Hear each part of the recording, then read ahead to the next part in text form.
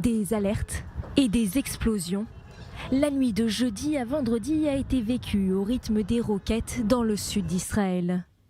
Selon les dernières informations, plus d'une centaine de missiles ont été tirés sur le nord et le sud du pays depuis mercredi matin, la plupart interceptés par le dôme de fer. En réponse aux tirs successifs, Tsahal a mené des frappes sur 2 fronts simultanément.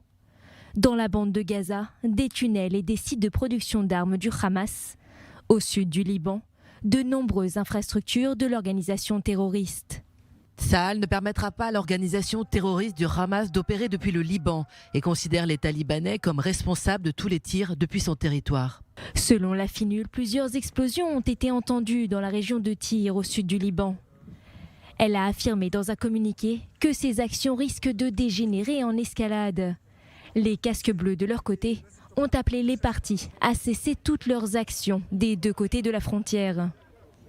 Dans le sud, la réponse de Tsahal à Gaza a débuté peu après minuit, alors que le cabinet de sécurité se réunissait pour la première fois depuis 2 mois, suite aux tensions sur les fronts nord et sud.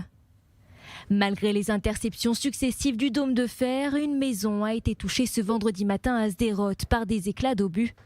Selon les premières informations, la mère et sa fille qui se trouvaient à l'intérieur ont pu se mettre à l'abri à temps.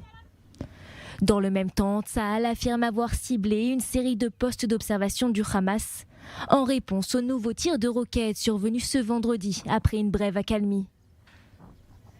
L'armée demande aux habitants du sud d'Israël et des localités frontalières de la bande de Gaza de rester à proximité des abris anti-bombes jusqu'à nouvel ordre, face à une crainte d'une intensification des attaques.